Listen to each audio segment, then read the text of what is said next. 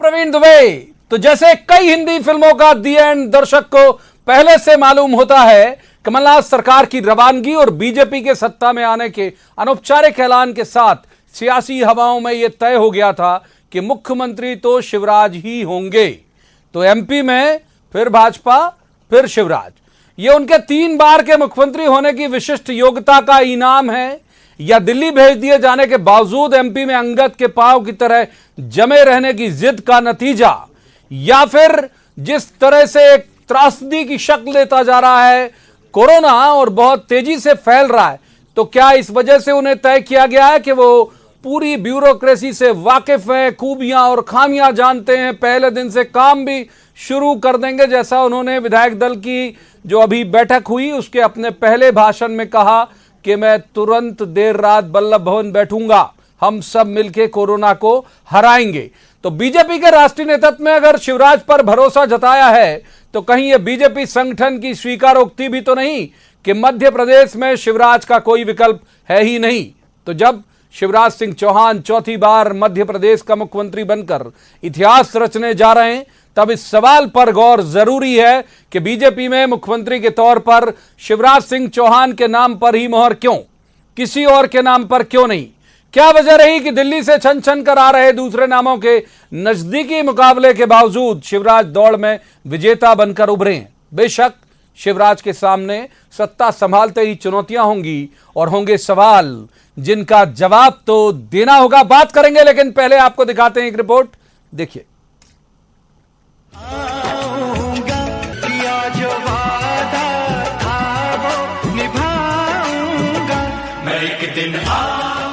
इसमें उत्साह से ज्यादा पार्टी कार्यकर्ताओं का भरोसा दिखाई देता है कि कमलनाथ सरकार की औपचारिक विदाई हुई भी नहीं और शिवराज सिंह चौहान को सीएम बनाया।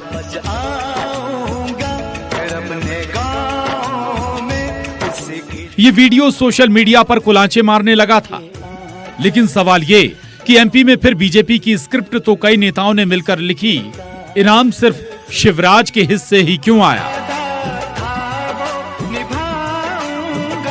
तो वो क्या खूबियां रहीं शिवराज की जिनसे सत्ता पाने की दौड़ में खड़े अपने निकटतम प्रतिद्वंदियों को पछाड़ के वो आगे निकल आए? क्या ये सत्ता से उतरते ही फिर सड़क पर लौट आने, दोगुनी तैयारी से जमीन बनाने की कवायद का नतीजा होगा? कोई ये चिंता मत करना कि हमारा क्या होगा, मैं हूं ना शिवराज सिंह चौहान, टाइगर अभी जिंदा है।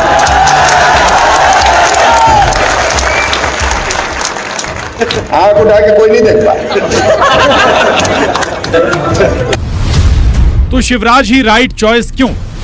पहली वजह जो फौरी तौर पर नजर आती है, बीजेपी कोरोना संक्रमण के इन हालातों से निपटने में प्रदेश में जल्द से जल्द किसी ऐसे व्यक्ति को कमान देना चाहती है जिसकी एमपी के प्रशासनिक मोर्चे पर पकड़ हो। दूसरी, अगले 6 महीने में एमपी की 24 सीटों पर चुनाव है। पार्टी जानती है कि शिवराज अब भी एमपी में पार्टी का सबसे मजबूत चेहरा है। फिर इनमें 40% सीटें किरार धाकड़ समाज से जुड़ी हैं, जहां से शिवराज आते हैं। तीसरी, विपक्ष में रहते हुए भी शिवराज ने जमीन नहीं छोड़ी, जनता के बीच अब भी वो मुखिया की तरह जाते और पेश आते हैं।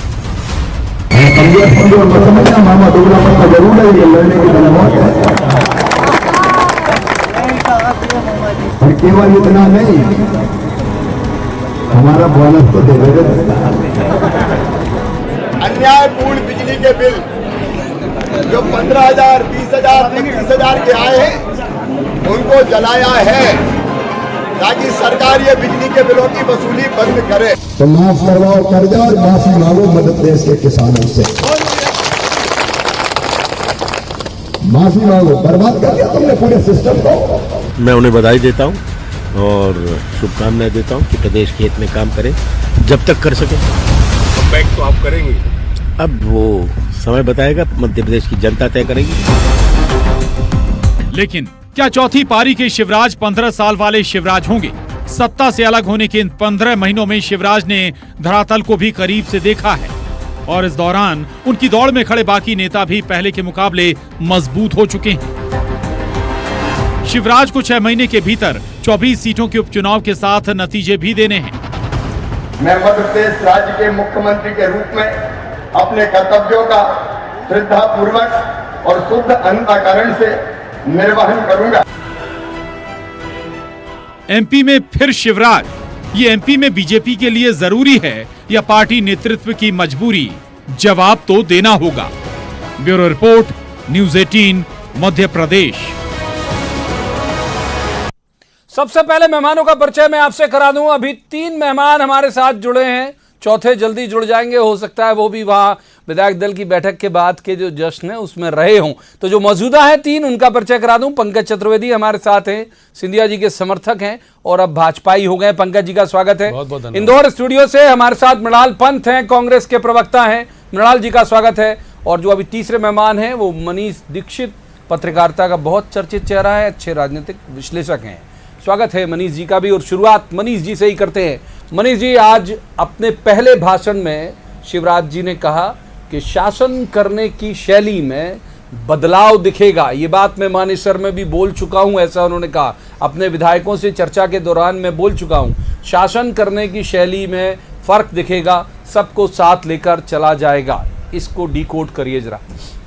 देखिए प्रवीण जी, इसका सीधा सीधा मतलब ये है कि शिवराज सिंह चौहान मुख्यमंत्री बनने के बाद, जैसे कि हम लोग बार बार ये सुनते हैं, कांग्रेस की जब सरकार थी, कांग्रेस के विधायक और मंत्री एक ही चीज़ की शिकायत करते थे। उनको एक ही चीज़ से प्रॉब्लम थी कि ब्यूरोक्रेसी हावी हो गई है, ब्यूरोक्रेसी हमारी सुनती नहीं है। हालांकि ऐसा नहीं है कि ये पिछले 15 सालों में इस तरह के स्वर नहीं फूटे हैं, मगर क्योंकि पिछले सालों का जो एक्सपीरियंस है और एक टीम है शिवराज सिंह के पास, क्योंकि वो 13 साल मुख्यमंत्री रहे हैं, तो उनके आइडेंटिफाइड लोग हैं जिन पे वो आंख बंद करके भरोसा कर सकते हैं। तो अभी आप ये भी देखना कि हो सकता है कुछ ऐसे अधिकारी जो सत्ता परिवर्तन के बाद डेपुटेशन पे चले गए हैं, वो सब लौट के आएंगे अब यहाँ पर, क्योंकि वो उनको एक टीम की जरूरत है। और इसका मतलब जो उन्होंने बोला उसका सीधा सीधा ये है कि विधायकों, मंत्रियों और कार्यकर्ताओं की सुनी जाएगी, अधिकारियों का जो डोमिनेंस है उसको वो खत्म करने का प्रयास करेंगे। ठीक बात है। इससे पहले वाला जो कार्यकाल था उनका, उसमें हमने देखा कि एक पावर सेंटर बन गया था वल्लभ भवन में और वही बहुत सारे डिसीजन लेता था। मनीष जी जो बात कह रहे हैं, मृणाल जी का रुख कर लेते हैं एक बार। मृणाल जी, आपकी एक तो पहली टिप्पणी, शिवराज जी ने पहले दिन से कहा वो रोड में थे, लगातार सड़कों पर उतरते थे और हर बार ये कहते थे मैं वापस आऊंगा, और आके दिखा गए।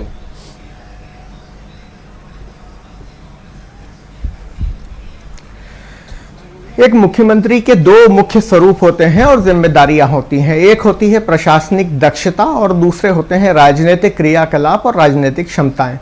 निश्चित तौर पर राजनीतिक क्षमताएं तो शिवराज जी ने पहले भी दिखाई थी और अभी भी दिखाई, वो निरंतर सक्रिय रहे, जनता के बीच में रहे। लेकिन पिछली कांग्रेस सरकार की कमलनाथ जी के नेतृत्व में एक अपूर्व उपलब्धि ये थी कि बड़ी दृढ़ प्रशासनिक पकड़ और प्रशासनिक क्षमता कमलनाथ जी ने एक मुख्यमंत्री में के रूप में दिखाई थी।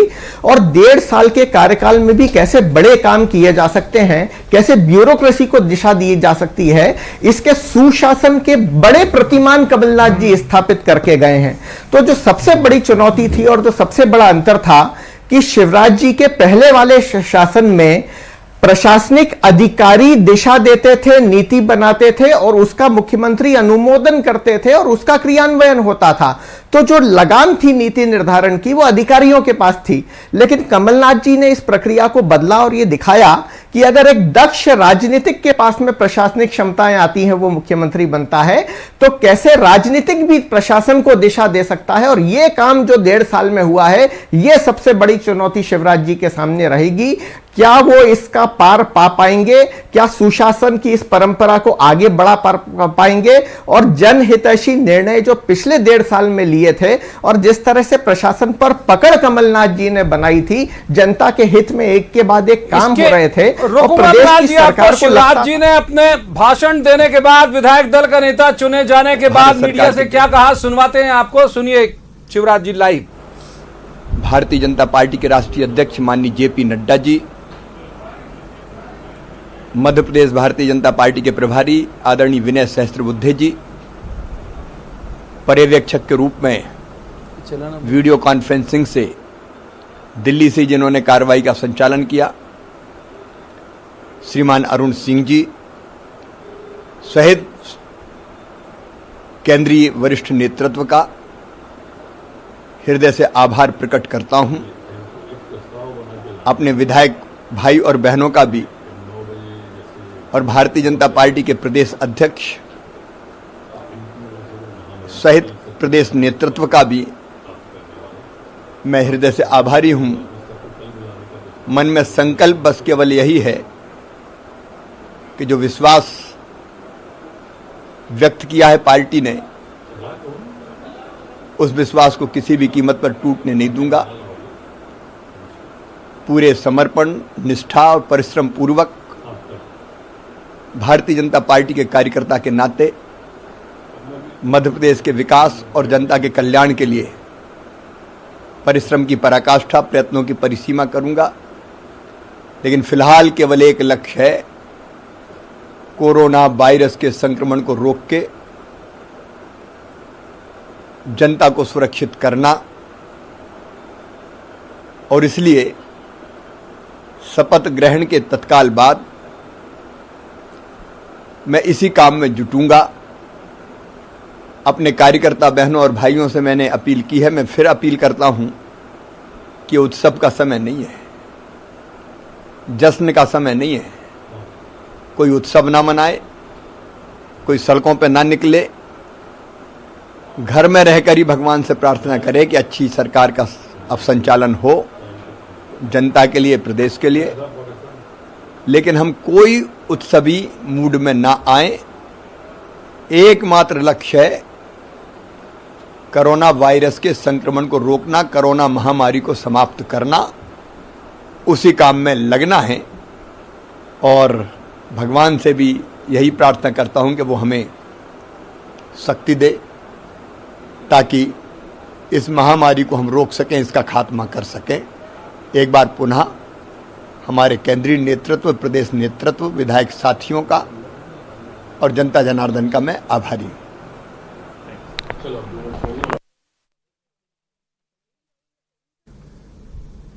तो सुना आपने कि जो मुख्यमंत्री शिवराज सिंह चौहान है, उन्होंने अपनी वरीयता गिनाई कि, और जाहिर सी बात है किसी भी राज्य के किसी भी मुखिया के लिए अभी सबसे बड़ी वरीयता वही होगी जो जिसका उन्होंने जिक्र किया कि कोरोना वायरस जो है उससे कैसे हमको निपटना है। उन्होंने अपील की लोगों से कि जश्न नहीं मनाए, उत्सव नहीं मनाए। चौथे मेहमान का स्वागत कर लेते हैं। आज उनके चेहरे की चमक आपको कुछ अलग दिखेगी। आलोक संजर बीजेपी के वरिष्ठ नेता हैं, सांसद भोपाल भी रहे। आलोक जी, बधाई सबसे पहले। और दूसरी बात यह है कि जो अब प्रायोरिटी क्या, आज तो केवल इकलौते शिवराज जी ही शपथ ले रहे हैं, आने वाले दौर में और कैबिनेट बन कब तक हो जाएगा विस्तार सब कुछ? निश्चित रूप से आज सौभाग्य का दिन है, और बल्कि कहूँ तो मध्य प्रदेश के लिए एक बार फिर मामा जो गए ही नहीं थे। जब सरकार नहीं बनी थी तो उन्होंने जनादेश का पूरा सम्मान किया था, और एक भी दिन ऐसा नहीं था कि विपक्ष के में रहते हुए भी वो जनता के बीच में ना रहे हों। हमेशा वो जनता के बीच में रहते थे, लगातार एक भी दिन उन्होंने ज़ाया नहीं किया। हर दिन कहते हैं उनके पाँव में तो चक्री थी जनता के बीच में जाना, और उन्होंने अपनी उस छवि को भी जनता के बीच में रखा। विपक्ष में रहने के बाद भी वो जनता के बिल्कुल नज़दीक रहे। निश्चित ही अब बहुत ही बढ़िया एक अच्छे मंत्रिमंडल का विस्तार होगा, शीघ्र होगा। जैसा भी आज माननीय मुख्यमंत्री शिवराज सिंह चौहान जी थोड़ी देर में जब मुख्यमंत्री होने वाले हैं चौथी बार, उन्होंने जैसा कहा कि आज रात से ही 9 बजे के बाद से ही वो अपना कार्यभार संभालते ही कोरोना जैसे जो हमारा संकट आया है उसके लिए वो अपना सर्वस्व लगाएंगे कि मध्य प्रदेश की जनता को पूरी सुविधाएं मिल सकें। सारी चीज़ों पर वो अपने आप को केंद्रित करने वाले हैं, और इस संकट से मध्य प्रदेश को निजात दिलाने का वो हर भरपूर प्रयास करेंगे। ठीक है, पंकज चतुर्वेदी जी का रुख कर लेते हैं। बहुत देर से हम उनके पास गए नहीं। सिंधिया जी एक बड़ा फैक्टर रहे इस सरकार को लाने में। अगर सिंधिया जी नहीं होते तो आज शिवराज जी भी सीएम पद की शपथ नहीं ले रहे होते। तो पंकज जी, ये माना जाए कि 2 डिप्टी सीएम, एक डिप्टी सीएम कहा जा रहा है नरोत्तम मिश्रा जी, और एक डिप्टी सीएम आपके खेमे से, सिंधिया जी के खेमे से। देखिए प्रवीण जी, अब कोई खेमा खाना भाजन विभाजन नहीं है। अच्छा, सिंधिया जी समेत हम सब लोग भारतीय जनता पार्टी के कार्यकर्ता हैं, और भारतीय जनता पार्टी के कार्यकर्ता के नाते पार्टी में जो नीति निर्धारक के निर्णायक लोग हैं वो जो निर्णय लेंगे वो सबको स्वीकार भी होगा और शिरोधार भी होगा। तो मुझे नहीं लगता कि कोई सिंधिया जी का खेमा अलग से है और उनका कोटा कोई अलग से है, क्योंकि अब सब एक ही दल में, सबके दिल में भारतीय जनता पार्टी है। तो कहीं इस प्रकार का कोई संदेह जैसा विषय नहीं है। और मैं इस मंच से शिवराज जी को बधाई देना चाहता हूं कि वो रिकॉर्ड तोड़ समय तक मुख्यमंत्री थे और आज एक और रिकॉर्ड बना रहे हैं कि मध्य प्रदेश के चौथी बार मुख्यमंत्री बनने का ये रिकॉर्ड भी शिवराज जी के पास है। और प्रवीण जी, मैं कामना करता हूं कि मध्य प्रदेश से एक ऐसा रिकॉर्ड बने विकास का, आम आदमी की समस्याओं से मुक्ति का, और जिस प्रकार की पीड़ा और घुटन पिछले 1.25 साल से मध्य प्रदेश में उन विधायकों को थी जिन्होंने कांग्रेस पार्टी छोड़ी और मध्य प्रदेश के आम आदमी को थी, जिस प्रकार की प्रशासनिक अराजकता और तमाम सारे बिंदु थे जिनके आधार पर हम सब लोग कांग्रेस पार्टी छोड़कर बीजेपी में आए, उन सब से मुक्ति मिलेगी। जैसे कोरोना का वायरस से निपटने के हम प्रयास कर रहे हैं, हमको लग रहा था कि मध्य प्रदेश के आम आदमी के विकास में भी कोई बाधा के वायरस थे, उन बाधाओं को दूर करने के लिए अब सब भारतीय जनता पार्टी के कमल के नीचे हैं। और जिस प्रकार कमल खिलता है चारों ओर, जिस प्रकार कमल का मान और महत्व होता है, ऐसे ही शिवराज जी के शासन में मध्य प्रदेश का मान और महत्व बढ़ेगा। और मान सम्मान और स्वाभिमान की जो लड़ाई शुरू की है कुछ कार्यकर्ताओं ने, वो बीजेपी के मंच पर आकर परवान चढ़ेगी और मध्य प्रदेश को और मध्य प्रदेश के आम आदमी को एक नया पहचान, नया आयाम मिलेगा। ये बात वैसे जो अभी शिवराज जी ने कही, मैं एक बार फिर मैं उससे सहमति जताते हुए अपने तमाम दर्शकों से इस बात की अपील करूंगा, घर पर रहिए, स्टे होम। न्यूज़ 18 भी लगातार एक मुहिम चला रहा है कि सिर्फ एक ही हल है कि अगर आपका पब्लिक इंटरेक्शन कम होता है, आप खुद को आइसोलेट करके रखते हैं, तो बहुत संभावना है कि हम जल्दी इस बीमारी से और ये जो महामारी की शक्ल लेती जा रही है उस पर हम विजय पा सकते हैं। तो मैं तमाम अपने दर्शकों से भी अपील करूंगा कि ज्यादातर अधिकतर वक्त आप घर पर रहिए, बाहर मत आइए बिल्कुल। और ये जो लॉकडाउन किया गया है अलग अलग जिलों में, उसका बहुत ईमानदारी से पालन करिए क्योंकि बहुत जरूरी है अगर इससे जीतना है। तो एक बार हम मनीष जी का रुख कर लेते हैं फिर से। मनीष जी, क्या बुनियादी चुनौतियां आपको दिखती हैं कोरोना के अलावा तत्काल शिवराज जी के सामने? देखिए, सबसे बड़ी चुनौती तो उन्होंने खुद ही बता दी कि कोरोना वायरस है। उसके बाद जब शिवराज जी अपने मुख्यमंत्री 13 साल के टेन्योर के बाद जब वो सत्ता से चले गए थे, तो उन्होंने कई बार ये चीज़ बोली है और कि उनको एक टीस रही मन में कि वो 2 सेक्टर में काम अच्छा नहीं कर पाए। तो मुझे लगता है कि हेल्थ और एजुकेशन, ये 2 ऐसे सेक्टर रहेंगे जिन पे अब ये सरकार का फोकस रहेगा, क्योंकि ये कई इंटरव्यू में, कई बार अनौपचारिक बातचीत में शिवराज जी ने खुद ये बात बोली है कि इस पे मैं काम नहीं कर पाया जो मैं करना चाहता था। तो मुझे लगता है कि ये जो 1-2 महीने का संकट है, ये जब निकल जाएगा, उसके बाद जो अगर अपन एडमिनिस्ट्रेशन के पॉइंट ऑफ व्यू से बात करें तो ये चैलेंज होगा उनके सामने। दूसरा चैलेंज उनके सामने होगा प्रवीण जी, पॉलिटिकल, वो होगा मंत्रिमंडल का विस्तार। अभी मंत्रिमंडल का विस्तार नहीं, मतलब गठन। मंत्रिमंडल के गठन में एक्चुअली अभी बातें सब हो रही हैं कि हम एक हैं, हम सारी हैं, नदियां जो है संगम बन गया, सब समाहित हो गई समंदर में। है, वो सब ठीक है क्योंकि अभी एक ही सिंबल के नीचे सब खड़े हैं।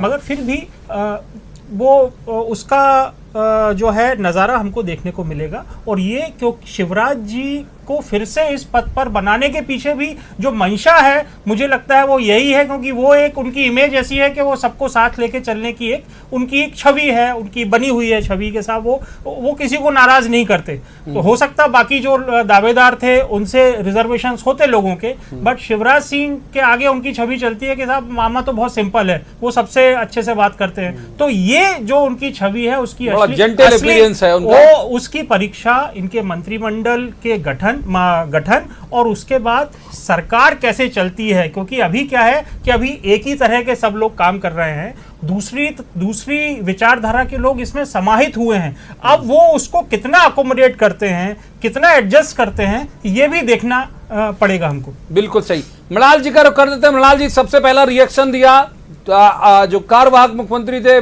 कमलनाथ, उन्होंने रिएक्शन दिया, बधाई दी शिवराज जी को और कहते हैं कि भाई देखते हैं कैसे अच्छा शासन चलाए, मेरी शुभकामनाएं। और कब तक, जैसा कुछ उन्होंने उल्लेख किया। तो एक वक्त था जब कमलनाथ जी सीएम बने थे तो हम इस टर्मिनोलॉजी को यूज करते थे बीजेपी के लिए कि छींका टूटने की आस है। तो आपको भी है कि कुछ छींका टूटेगा?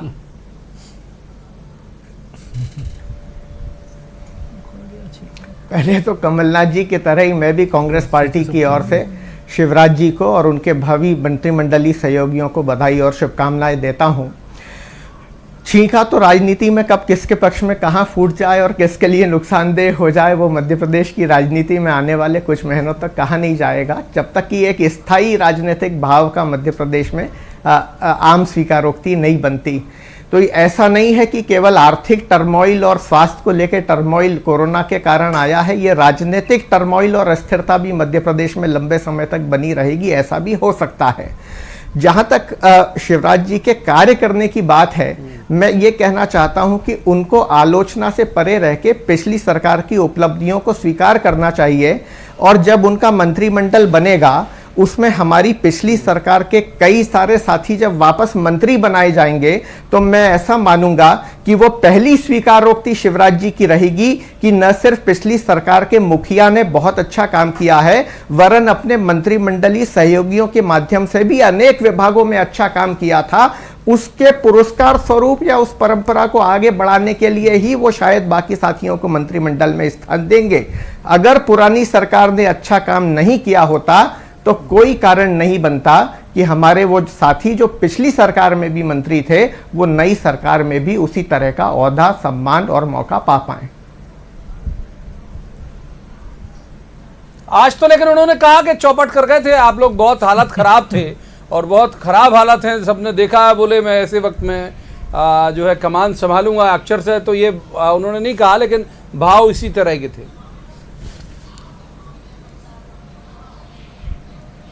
नहीं, कितना विरोधाभास है। हम तो उनको शुभकामनाएं देते हैं कि विकास की जो परंपरा चालू की थी कमलनाथ जी, वो उसको और आगे बढ़ाएं, मध्य प्रदेश को प्रगति के पथ पर और लाके ले जाएं। लेकिन किसी भी नई सरकार की शुरुआत आलोचना से नहीं होनी चाहिए, सकारात्मकता से होनी चाहिए। और जब नए पैमाने स्थापित होते हैं, नए प्रतिमान स्थापित होते हैं, वो प्रतिमान कमलनाथ जी स्थापित करके गए हैं, हमारी इच्छा रहेगी और कांग्रेस पार्टी उनको पूरा सकारात्मक सहयोग देगी अगर वो इन प्रतिमानों को और आगे ऊंचा उठाने की कोशिश करेंगे। चाहे कोरोना से लड़ाई हो, चाहे और कोई मसला हो जिसमें मध्य प्रदेश का हित होता हो, जिस तरह से नया इन्वेस्टमेंट कमलनाथ जी लाना चाह रहे थे, जिस तरह से रोजगार की नई संभावनाएं मध्य प्रदेश में सर्जित हो रही थी, राजस्व के नए स्रोत जैसे मध्य प्रदेश में बढ़ाए जा रहे थे, इन सब चीजों को शिवराज जी आगे बढ़ाएंगे और बेहतर बनाएंगे, ऐसी हमारी शुभकामनाएं हैं। और जहां जहां ऐसा लगेगा कि एक सत्ता पक्ष के नाते इस काम में सरकार विफल है, वहां कांग्रेस पार्टी उसका सकारात्मक विरोध करने के लिए भी एक लोकतंत्र की मर्यादा के अनुरूप अपने कर्तव्य का पूरा निर्वहन करेगी। तो वक्त एक छोटे से ब्रेक का है। ब्रेक के बाद जब हम आएंगे तो जिस तरह मनीष जी ने इशारा किया कि सब नदियां जो समंदर में आके मिल गई हैं, तो क्या समंदर समरूप हो जाएगा या फिर इन नदियों की लकीरें भी हमको देखने को मिलती रहेंगी। दूसरा कि आने वाला जो बाई इलेक्शन होगा, 24 या 25 जितनी भी सीटें हों मिला के कुल जमा, जो ऐतिहासिक होगा, उसमें क्या रोल होगा और क्या चुनौतियां होंगी, बहुत सारे मसलों पर और सवाल करेंगे और कहेंगे, जवाब तो देना होगा। लेकिन तब तक आप कहीं मत जाइएगा, छोटे से अंतराल के बाद हम यूं गए और यूं हाजिर होते हैं।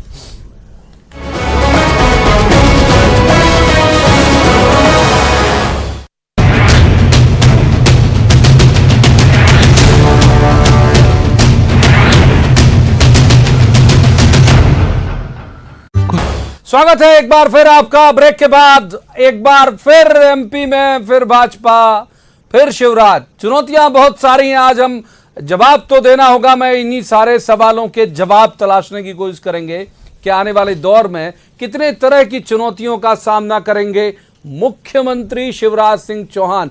मुख्यमंत्री इसलिए अभी से लगा दिया, संबोधन के थोड़ी देर बाद यानी 9 बजे के आसपास वो शपथ ले लेंगे। हम मनीष दीक्षित जी का रुख करेंगे। मनीष जी, ये इन लोगों को जिता के लाना, जो हमने ब्रेक लेते वक्त जो बात कही थी उसी बात पर आता हूं कि इतने लोगों को एक साथ जिता के लाना, पहले तो एक चुनौती है कि वो अपने लोगों को मनाना जो इनके खिलाफ चुनाव लड़े थे, इतने लोगों को एक साथ जिता के लाना बहुत आसान होगा आपको लगता है इनके लिए कि नहीं? नहीं, ये बहुत बड़ी चुनौती होगी। उसका कारण ये है प्रवीण जी कि जिन लोगों को हरा के जो सिंधिया समर्थक लोग जो अब बीजेपी में आए हैं, उसमें से कई बहुत बड़े बड़े नेता हैं भाजपा के। भाई उसमें रुस्तम सिंह हैं, उसमें जयभान सिंह पवैया हैं, उसमें लाल सिंह आर्या हैं, उसमें वो नवोदित अपने यहाँ का सांची, ये जो यहाँ लड़ा था शेजवार जी का लड़का, उसका तो कैरियर ही खत्म हो जाएगा अब क्योंकि प्रभु राम जी को फिर से टिकट मिलेगी। तो ये एक बहुत बड़ा चैलेंज रहेगा। ये चुनाव मैं उन लोगों को जिताना, क्योंकि आप ये मान के चलिए पॉलिटिक्स हम आप सबने देखी है कि जब किसी की जमीन सरकती है तो वो ये जरूर कोशिश करता है कि यार दूसरा स्टेबल ना हो पाए उसमें, क्योंकि अगर वो इस बार जीत गए, ग्राउंड पर तो सरकार बन गई है, अगर वो जीत गए अगर तो उनका भविष्य, राजनीतिक भविष्य, अपनी अपनी जो उनने कॉन्स्टिट्यूएंसी 10-10, 20-20 साल से बनाई है, उन कॉन्स्टिट्यूएंसी में उनका भविष्य उनको खत्म होता दिखेगा। ठीक बात। इसके साथ ही जो मुझे लगता है पिछले बार शिवराज जी ने जो गलती करी थी वो मनीष जी को रखूंगा, हमारे सहयोगी मनोज राजभवन के सामने है। कोई नया इनपुट क्या हो सकता है? शिवराज जी के शपथ ग्रहण से जुड़ी हुई कोई वो कहानी बता रहे हो, कोई नया फैक्ट बता रहे हो? मनोज बताइए।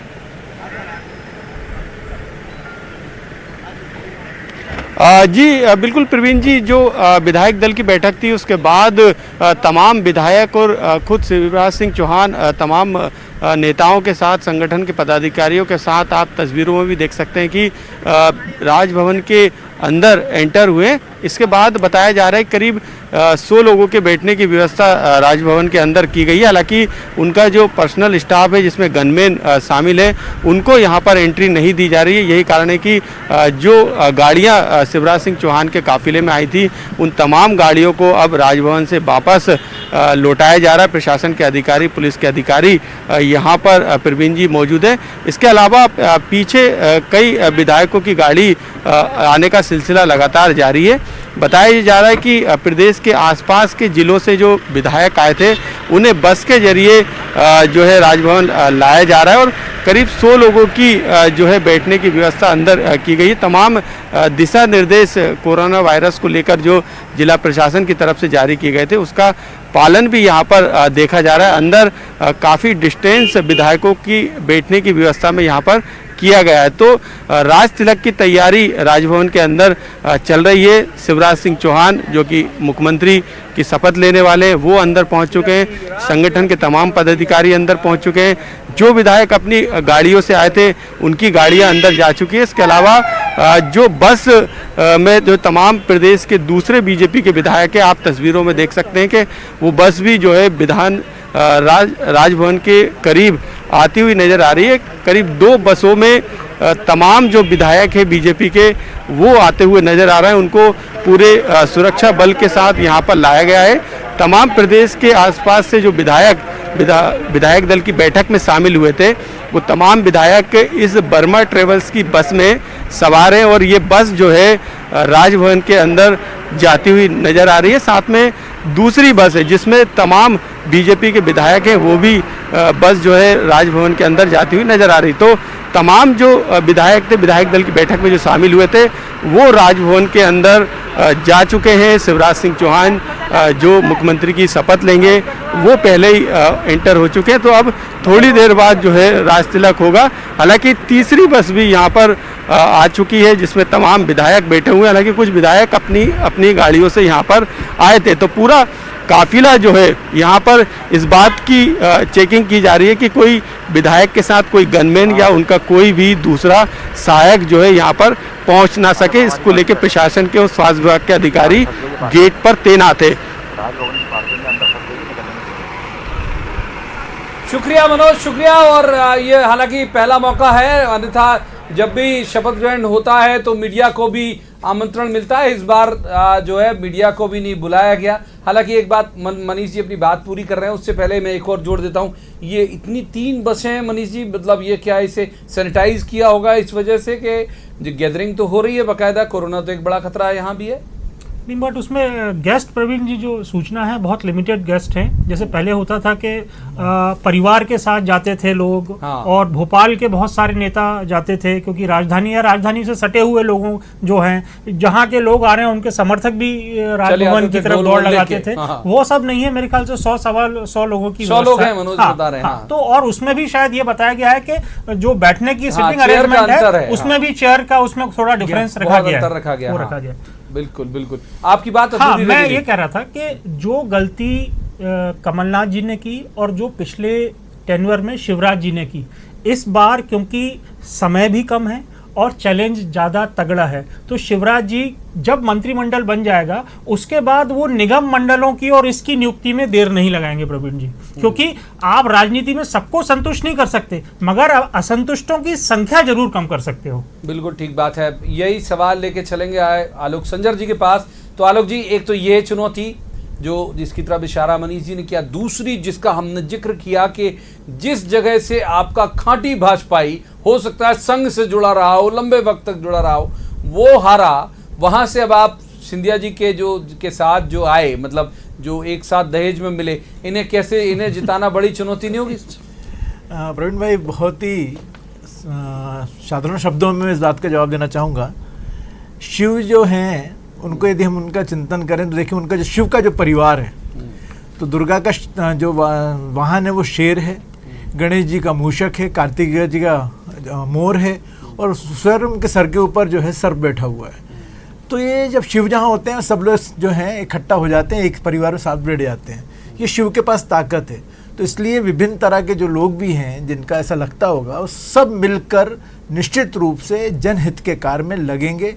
और ये शिव जी में ताकत है कि सबको इकट्ठा करके रखते हैं। तो शिवराज सिंह जी को मैं बचपन से देखता हुआ आ रहा हूँ कि वो सबको ही सम दृष्टि से देखते हैं, और वही कारण है कि एक साधारण परिवार से निकले हुए किसान के बेटे होने के नाते भी चौथी बार मुख्यमंत्री बनने जा रहे हैं। तो सर, आने वाला कल राज्य में थोड़ी सामने वाले में होगी तो क्या कर लेंगे? मैंने कहा ना, वो यही तो कोरोना में भी हम कहते हैं कि भाई ठीक है, आप आइसोलेटेड है, इफेक्टेड व्यक्ति आगे मिल रहा है तो आपको बना जाएगा ना, ये मैं कह रहा हूँ। मैंने कहा ना कि वो सैनिटाइज कर देंगे, वो सब हाथ में बढ़िया लगा के बार बार साबुन से धो के वो सबको समाहित कर लेंगे। मुझे पूर्ण विश्वास है कि ये सरकार बहुत अच्छी चलने वाली है। मध्य प्रदेश की जनता जो चाह रही थी, बार बार जगह से जो आवाज आती थी कि मामा तुम वापस आओ, तो निश्चित रूप से मामा वापस आए हैं, और डबल माँ का जो भाव लेकर वो किस बार काम करने वाले हैं, वाकई वो उल्लेखनीय हो। पंकज जी का रुख कर लेते, फिर मृणाल जी के पास चलेंगे। बहुत देर से मृणाल जी के पास गए नहीं। पंकज जी, ये जो बात हमने अभी आलोक जी से भी कही कि ये ठीक है, ये प्रेम जो है वो स्थायी तो रहेगा ना। मान लीजिए कि कुछ अवसर की कमी हुई, कुछ ऐसा हुआ तो वो तो कह रहे सैनिटाइज कर देंगे अगर, क्योंकि कमलनाथ जी ने कहा था हम तो राजनीतिक कोरोना से पहले निपट रहे हैं, तो राजनीतिक कोरोना लाने वाले आप ही हैं मतलब आपके ही नेता हैं, तो सैनिटाइज हो जाएंगे शिवराज जी के साथ कि नहीं? देखिए प्रवीण जी, यदि मैं कोरोना की भाषा में बात करूं तो कोरोना का तो वायरस का तो अभी एंटीडोट नहीं आया है, पर क्षीण हो रही शक्ति, हाँ शक्ति क्षीण हो रही है। आलोक भाई बिल्कुल ठीक आप कह रहे हैं, पर हम सब लोगों ने इस बात का एंटीडोट जरूर लिया है कि अब मध्य प्रदेश में किसी प्रकार की समस्या प्रशासनिक और राजनीतिक तौर पर ना आए, नंबर 1। नंबर 2, शिवराज जी की योग्यता है कि परायों को अपनाना और अपनों को मनाना और समझाना, इसके वो विशेषज्ञ, इसमें कोई दिक्कत की बात नहीं है। और ये राजनीतिक विश्लेषण से ज़्यादा पत्रकारिक विश्लेषण ज़्यादा है प्रवीण जी, कि वो वहाँ उसका विरोध होगा, वहाँ ये विरोध करेगा, तो ये सब हाइपोथेटिकल क्वेश्चन है, काल्पनिक प्रश्न है। अच्छा। जितना हम लोग भारतीय जनता पार्टी के बारे में जानते और समझते हैं बाहर से और अब अंदर रहकर, कि वहाँ संगठन का महत्व ज़्यादा है, और संगठन के आह्वान पर, संगठन के संदेश पर इस बात का भाव समाप्त हो जाता है कि प्रत्याशी कौन है। फिर वहाँ एक ही भाव शेष रह जाता है कि कमल को जिताना है, भारतीय जनता पार्टी के चुनाव चिन्ह को जिताना है। तो जब इस भाव आपने रीति नीति को आत्मसात किया, पंकज जी तारीफ करूंगा आपकी इस बात को लेकर। पंकज का मतलब होता है कमल, मतलब ही हुआ है भाई। बात और ये कमल कहीं और खिलता था। नहीं, मैं हमेशा बोलता था कि पाप यहीं आओ। तो मैं सिर्फ ये निवेदन कर रहा था प्रवीण जी कि हास्य विनोद से हटके गंभीरता से, हास्य विनोद से गंभीरता से, कि वास्तव में एक अलग अप्रोच पे, एक अलग दृष्टिकोण से भारतीय जनता पार्टी संगठन के कार्यकर्ता काम करते थे। हम लोग जब कांग्रेस में तब इस बात की प्रशंसा करते थे कि गुटबाजी, खेमेबाजी, खानेबाजी, इसका सैबोटेज, अंतर्विरोध, वो वहाँ लगभग ना के बराबर है। तो मुझे नहीं लगता कि जो हमारे 22 मित्र आए भारतीय जनता पार्टी में, 22 और फिर 2 24, क्योंकि अब लक्ष्य पार्टी का 24 है, जोरा और आगर मालवा, आगर की सीट पे जहाँ मनोहर ऊंटवाल जी शांतु हैं, वहाँ भी चुनाव हो रहा है, तो सब जगह कहीं कोई असुविधा नहीं आने वाली। इनका तो बताइए, शरद कोल का अभी कुछ क्लियर नहीं किया स्पीकर ने अभी तक, तो हम तो 25 मान के चल रहे हैं। प्रवीण जी, वो तो प्रशासकीय प्रक्रिया का हिस्सा, और मेरी जहाँ तक जानकारी कि विधानसभा सचिवालय ने स्पीकर महोदय के आदेश पर रोक लगा दी है, और उस दिन शरद कोल साहब ने बतौर विधायक विधानसभा की कार्रवाई में हिस्सा लिया और उपस्थिति पंजी पर हस्ताक्षर किए। 24 गिनिए सर, आप शरद कोल साहब भारतीय जनता पार्टी के विधायक थे, हैं और रहेंगे। अरे बहुत बढ़िया। मृणाल जी, ये आप पंकज जी को सुन रहे होंगे, आपके साथ थे अभी से कुछ महीने तक और बहुत तार्किक तरीके से पक्ष रखते थे। अब वो कह रहे हैं कि उन्हें बहुत बेहतरीन तरीके से बीजेपी की रीति नीति का पता है। अगर आप ये उम्मीद करके चल रहे हो कि प्रत्याशियों को जिताने में, बाई इलेक्शन में आपको कहीं माइलेज मिलेगा, तो पंकज चतुर्वेदी ही खारिज कर रहे हैं कि माइलेज नहीं मिलेगा आपको।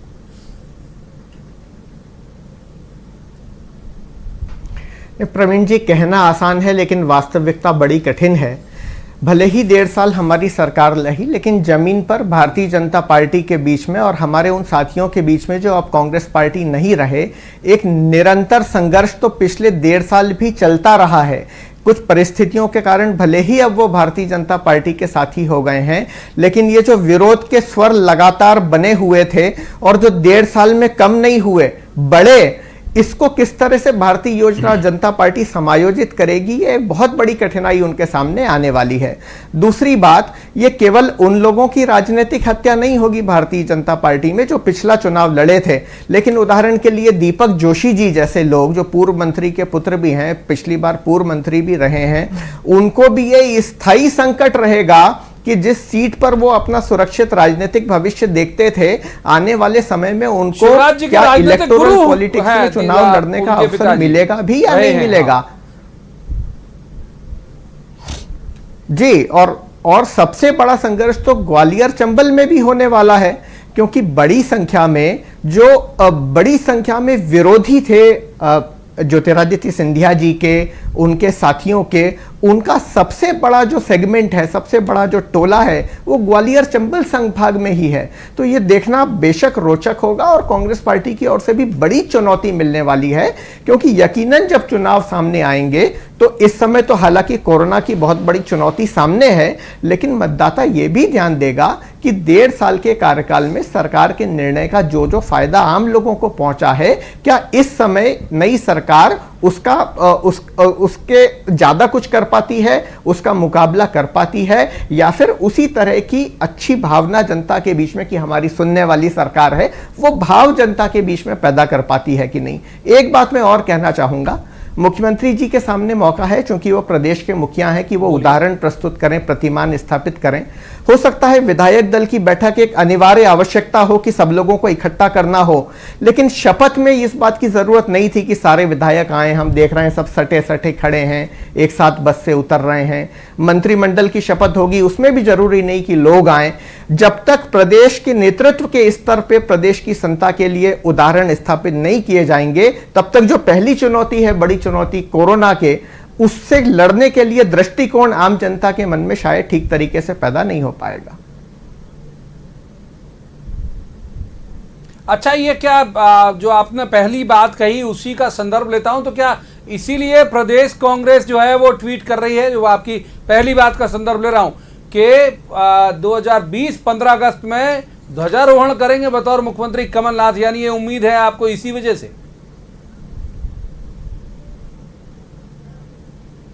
एक राजनीतिक पार्टी के तौर पे पिछले 1.5 साल में किए गए अच्छे काम के बतौर हम उम्मीद करते हैं कि जनता का हमको आशीर्वाद और प्रतिसाद मिलेगा, और निश्चित तौर पे सरकार में, किसी भी सरकार में स्थायित्व तभी आएगा, मध्य प्रदेश की राजनीति की दिशा का निर्धारण तभी होगा जब इन 24 सीटों पे उपचुनाव के परिणाम आ जाएंगे।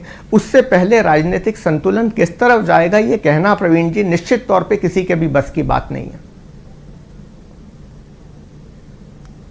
ठीक है, हम एक बार मनीष जी का रुख करते हैं, फिर उसके बाद आलोक जी के पास चलेंगे। मनीष जी, ये कमलनाथ जी की भूमिका अब आप क्या देखते हैं? ये आज पीसी शर्मा सहित बहुत सारे पूर्व मंत्रियों ने, सज्जन सिंह भी उसमें शामिल हैं, कि उनका एक कहना कि भाई नेता प्रतिपक्ष यही होने चाहिए, पीसीसी चीफ यही होने चाहिए, जो बाई इलेक्शन है वो कमलनाथ जी की अगुवाई में लड़ा जाए, ये मांग चल रही है। वो दिल्ली में है, दिल्ली स्लॉट भी आया, शायद शाम को वहाँ से उन्हें निकलना था। तो उनकी भूमिका क्या देखते हैं आप, क्या होगी एमपी में भूमिका? देखिए, अगर कमलनाथ जी और कांग्रेस ये चाहते हैं कि पॉसिबिलिटी बनी रहे सरकार लौटने की। पॉसिबिलिटी मैं इसलिए बोल रहा हूं कि अभी 24 जगह इलेक्शंस हैं, यू नेवर नो 24 जगह का मैंडेट क्या आता है। हालांकि उसमें हमेशा ये होता है कि एडवांटेज रूलिंग पार्टी को होता है, मगर अपन उन जगह की जहां पर जिन विधानसभाओं में चुनाव होना है वहां का मतदाता क्या सोच रहा होगा, क्योंकि पिछले 15-20 दिन से अगर मान लीजिए वहां के किसी मतदाता को किसी की जरूरत होगी, अमूमन प्रवीण भाई एक विधायक के पास 200 से 300 लोग रोज जाते हैं। ये वो लोग हैं, ये वो लोग हैं जो उनका दर्शन करने नहीं जाते। आलोक भाई तो सांसद रहे हैं, ये वो लोग हैं जो उनसे मदद के लिए जाते हैं। किसी का बेटा पुलिस ने उठा लिया, किसी को आर्थिक मदद चाहिए, क्योंकि विधायक भी 20,000 तक की मदद दे सकता है। और जब ऐसे क्रिटिकल टाइम में उनके विधायक वो देख रहे हैं कि वो रिजॉर्टों में पड़े हैं, उनकी मानसिकता क्या होगी और क्या उनको ये बात याद रहेगी, ये भी बहुत देखने की बात है। और ये जो है डिसीजन मतलब रिजल्ट अफेक्ट करने का एक बड़ा कारक हो सकता है। आलोक जी, जवाब आपका। देखिए, वस्तुतः भारतीय जनता पार्टी एक विचार संगठन है और राजनीति में बहुत सारी समस्याएं परेशानियां तो अमूमन खड़ी ही रहती हैं, लेकिन मैंने जैसा पूर्व में कहा कि आदरणीय शिवराज सिंह चौहान जी में वो ताकत है कि वो इन सबको समाहित करके इन सबकी शंका का समाधान जरूर करेंगे। और जहाँ तक सवाल है तो अनेकों भाई हर जिले में हर विधानसभा में शिवराज जी थोड़ी जाएंगे। अनेकों बार मैंने कहा ना, क्यों नहीं जाएंगे, अभी भरपूर समय है। मैंने कहा वो व्यक्ति ऐसा है जिसके पाँव में चक्री है, लगातार निरंतर वो प्रवास करते हैं। अच्छा। और उनका प्रवास ही एक बहुत बड़ा कारण बनेगा कि जो भारतीय जनता पार्टी को सफलता का जो सूर्य दिखाएगा। तो मेरा ये मानना, व्यक्तिगत मानना था कि विचार संगठन से जुड़ने के बाद फिर है ना, जब भारतीय जनता पार्टी को जो समझ लेगा, या भारतीय जनता पार्टी का कार्यकर्ता जो भाजपा का कार्यकर्ता बन चुका है, उसके लिए चुनाव लड़ना इतना महत्वपूर्ण नहीं होता जितना संगठन में काम करना महत्वपूर्ण होता है। और इसलिए आप देखोगे अधिकांश जो कार्यकर्ता हैं वो संगठन में दायित्व लेने के लिए इच्छुक रहते हैं। सब तो चुनाव लड़ नहीं सकते, लेकिन सब यूनाइट होकर जब भारतीय जनता पार्टी चुनाव लड़ती है तो उसके परिणाम सार्थक आएंगे, मुझे पूर्ण विश्वास है। एक चीज रह गई मेरी, बोलिए। मैं ये आपने पूछा था उस समय कमलनाथ जी की क्या भूमिका रहेगी।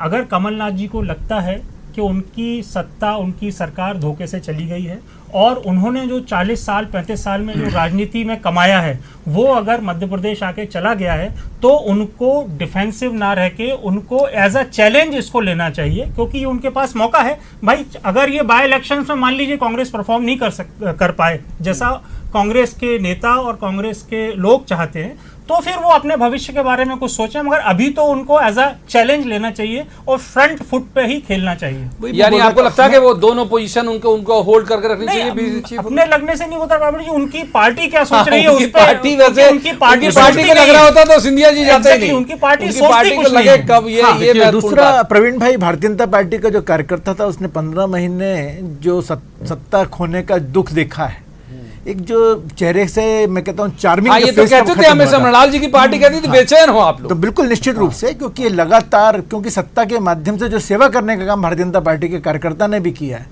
तो इसलिए निश्चित रूप से जब चाहेंगे कि 15 महीने का जो दुख दर्द देखा है और जनता ने जो दर्द देखा है, वो चाहेंगे कि उस दुख दर्द दोबारा देखने को ना मिले, इसलिए सब यूनाइट होकर एक भाव से चुनाव लड़ेंगे और निश्चित रूप से भारतीय जनता पार्टी। ठीक है, पंकज चतुर्वेदी जी का रुख करेंगे। जो खबरें हैं सोर्सेस के हवाले से वो ये कह रही हैं, और इसका एक का तो खुलासा दिग्विजय सिंह जी ने भी किया था कि नरोत्तम मिश्रा डिप्टी सीएम हो सकते हैं। दूसरा नाम जो चल रहा है वो चल रहा है तुलसी सिलावट का, क्योंकि उस वक्त भी कहा था जो कमलनाथ जी ने भी कहा था कि भाई वो हम उन्हें ऑफर कर रहे थे सिंधिया जी को डिप्टी सीएम का पद, लेकिन वो तुलसी सिलावट को देना चाह रहे थे, तो थोड़ा तालमेल बना नहीं और जो भी है मामला, और इसलिए गड़बड़ा गए और ऐसी शुरुआत हो गई।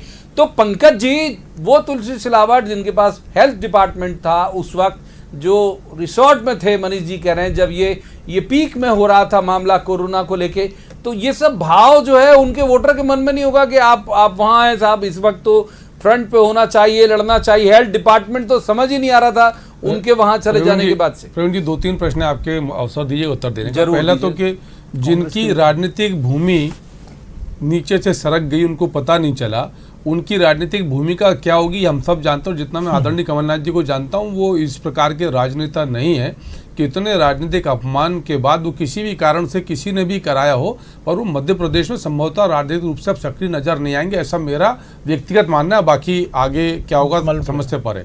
नंबर 2, दिग्विजय सिंह जी की बात कर रहे हो आप सर, मतलब दिग्विजय सिंह जी कह रहे हैं कि नरोत्तम मिश्रा जी डिप्टी सीएम बनेंगे, तुलसी सिलावट नहीं, मैं तो सोर्स कह रहा हूं, मैं केवल उनको इंडोर्स किया कि मेरे सोर्स जो कह रहे हैं सर, वो मेरी आपत्ति सर इसी बात पर है, आदरणीय दिग्विजय सिंह जी वो मेरे सोर्स नहीं है, जिनको ये नहीं पता है कि उनके विधायक, उनकी पार्टी के विधायक जो रहे थे वो कहाँ जा रहे हैं, वो मुख्यमंत्री जी को आखिरी समय तक दिलासा देते रहे 17 तारीख तक कि बहुमत अपने साथ है, अपने संपर्क में है, बात हो जाएगी, लौट कर आ जाएंगे, बंधक बनाया है, पैसा दिया है, तमाम प्रकार की सारी बातचीत। और 18 तारीख को अब बेंगलोर भी गए, सबके सामने है, और 18 तारीख को मुख्यमंत्री कमलनाथ जी के त्यागपत्र देने के, मुख्यमंत्री इसलिए कह रहा हूं कि अभी शिवराज जी की शपथ होने 15 मिनट शेष हैं, कारवां के मुख्यमंत्री कमलनाथ जी के त्यागपत्र देने के पहले दिग्विजय सिंह ने मीडिया को कह दिया कि हम अब अल्पमत में हैं, त्यागपत्र हो जाएगा। तो उनकी बात के ऊपर प्रवीण जी अनुमान लगाना, मुझे लगता है कि बहुत परिपक्व राजनेता दिग्विजय सिंह जी मध्य प्रदेश में एक अच्छा कार्य किया, पर पिछले 5-7 सालों से जिस प्रकार की राजनीतिक गतिविधियां और क्रियाकलाप उनके रहे हैं, वो उनके लिए तो व्यक्तिगत तौर पर हानिकारक रहे, और जिस दल से वो जुड़े उसके लिए भी हानिकारक रहे, और इसीलिए 15 साल के बाद जो सत्ता थोड़े से अंतर से आई थी वो आपने बड़े अपमान के साथ गंवाई है। इस पर विश्लेषण करना पड़ेगा। और फिर दोहरा रहा हूं कि अब सब लोग, मैं तुलसी सिलावट जी के भारतीय जनता पार्टी के कार्यकर्ता हैं, और भारतीय जनता पार्टी के निर्णायक जो भी लोग हैं वो जो निर्णय लेंगे वो सबको स्वीकार होगा, और दूसरा शब्द शिरोधार्य होगा, बिना किसी संदेह के। आलोक संजर जी का रुख कर लेते हैं। आलोक जी, ये सब लोग जब जाएंगे वहां इलेक्शन में, एक जो सर एक चीज और छूट गई थी, आपने कहा था तुलसी सिलावट जी रिसोर्ट में थे, तो सर तुलसी सिलावट जी को बर्खास्त करके तरुण भानोट जी, यदि मैं गलत हूं मनोज जी दुरुस्त करेंगे, तरुण भानोट जी को स्वास्थ्य विभाग का जिम्मा दिया था। और यदि मंत्री अनुपस्थित होता है तो जिस प्रकार की एक तरफा कार्यशैली माननीय मुख्यमंत्री जी की थी, वो तो मुख्यमंत्री थे 18 तारीख तक कमलनाथ जी, कौन सा काम किया उन्होंने? तरुण भानोट जी स्वास्थ्य मंत्री थे, तो सिलावट जी पर प्रवीण जी आरोप गलत है कि वो रिसोर्ट में थे। सरकार थोड़ी रिसोर्ट में थी, व्यक्ति रिसोर्ट में था। प्रमुख सचिव विभाग के जो कमलनाथ जी के थे, पूरा अमला यहाँ था, मुख्यमंत्री जी स्वयं थे, और तुलसी सिलावट जी को बर्खास्त करके आपने चलिए तत्काल आरोप के साथ ही शुरुआत कर लेते हैं हम। आलोक संजर साहब, पुरानी सरकार, हम कह सकते हैं 15 मिनट पुरानी, मतलब अभी तो कारवां मुख्यमंत्री ये भी कह रहे हैं कि थे ही, और अभी शपथ नहीं हुई, तो ये 15 मिनट 20 मिनट पुरानी जो सरकार है, ये कोरोना के रोकथाम को लेके इसके प्रयास आपको ठीक दिखे क्या? मैं कह सकता हूं कि निश्चित रूप से किसी को भी ठीक इसलिए नहीं दिखे होंगे क्योंकि जो राजनीतिक संकट था, जो राजनीतिक संकट के बादल घुमड़ रहे थे, लोग उसका इंतजार कर रहे थे कि कब कहाँ कौन बादल बरस जाएगा। इसलिए लोग मध्य प्रदेश में किया था, लेकिन वो कह रहे हैं मध्य प्रदेश में जो स्थिति बनी थी वो तो लगता है कि सब अपने आप को बचाने के लिए लगे हुए थे, क्योंकि लगता था कि सारा कोरोना उन्हीं के ऊपर बरसने वाला है, और वो दिख भी गया। लेकिन वस्तुतः मेरा जो मानना है, जो आप बात प्रश्न का मैं एक जवाब और दे देता हूँ, जो मेरे मन में आया था कि अभी जो 6 महीने का चुनाव होंगे, जो 24 सीटें जो चुनाव होंगी, मेरा ये मानना है कि इन 6 महीने में भारतीय जनता पार्टी का हमारे सारे नेता, हमारे सभी जितने भी कार्यकर्ता है, सब मिलकर तय करने वाले हैं कि व्यक्ति भारतीय जनता पार्टी में चुनाव नहीं लड़ता है, यहाँ पर कमल का फूल चुनाव लड़ता है, कमल चुनाव चिन्ह चुनाव लड़ता है, और इसलिए सारी बातें गौण हो जाएंगी और कमल चुनाव जीतेगा, और मध्य प्रदेश में फिर जो अभी सरकार बनी है यथावत चलती रहेगी। उधर कांग्रेस भी कह रही कमल चुनाव जीतेगा, थोड़ा नाथ और लगा दिया उन्होंने, मतलब आपने संधि विच्छेद कर दिया, वो पूरा एक वाक्य बोल रहे हैं। उनका रुख करेंगे मनाल जी का। मनाल जी, ये ठीक है, इनके पास चुनौतियां हैं, जैसे मनीष जी भी कह रहे हैं कि उसी चेहरे को फिर से जो कांग्रेस को हराया उसे माफ कीजिए भाजपा को हराया उसे फिर भाजपा से कैंडिडेट बना देना। आपके पास जो संकट हो जाएगा वो तो ये है कि वहां कैंडिडेट मिल जाएंगे आपको 24 जगह पूरे के नहीं।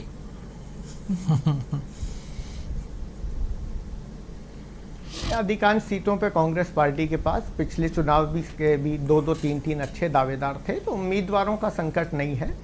बल्कि मैं तो ये सवाल खड़ा करना चाहता हूं कि ये 24 सीटों पर भी उपचुनाव होने वाला है, और आप पिछली सरकार में जब भारतीय जनता पार्टी पावर में थी और माननीय शिवराज सिंह जी तब भी मुख्यमंत्री थे, तब भी उपचुनावों का रिकॉर्ड देख लीजिए तो सत्ता में रहते हुए भी उपचुनावों में भारतीय जनता पार्टी की हार हुई थी और कांग्रेस पार्टी की विजय हुई थी। तो सामान्य चुनाव में भले ही संघर्ष रहा हो, टक्कर अच्छी रही हो, नेक टू नेक रहा हो, लगभग आगे पीछे 5-10 सीटों के अंतर से मुख्य चुनाव में दोनों दल अपनी अपनी सीट लाए हों, लेकिन उपचुनाव में भारतीय जनता पार्टी का रिकॉर्ड खराब है और कांग्रेस का रिकॉर्ड बहुत बेहतर है। चलिए साहब, माफ कीजिए, वक्त इतनी ही चर्चा की इजाजत देता, कुछ उस पर टिप्पणी करना चाहते थे पंकज जी, लेकिन वक्त हमारे पास बिल्कुल भी नहीं है। चारों मेहमानों का बहुत बहुत शुक्रिया। मैं अब दर्शकों से एक बार और पुनः बेहद विनम्रता के साथ ये अपील करूंगा कि एक बड़ा खतरा है कोरोना का, डरिए मत लेकिन सतर्क जरूर रहिए और जिस तरह के निर्देश सरकार की तरफ से आ रहे हैं उसे बिल्कुल बाध्यकारी मानिए, खुद मत मौका दीजिए कि प्रशासन उसे बाध्यकारी बनाए, क्योंकि ये विशुद्ध रूप से आपकी सेहत से जुड़ा हुआ मामला है। लिहाजा सतर्कता आपको जरूरी है। आज के इस चर्चा में इतना ही। कल किसी खास मुद्दे पर खास पैनल के साथ बैठेंगे और कहेंगे जवाब तो देना होगा। तब तक आप देखते रहिए न्यूज़ 18 मध्य प्रदेश छत्तीसगढ़।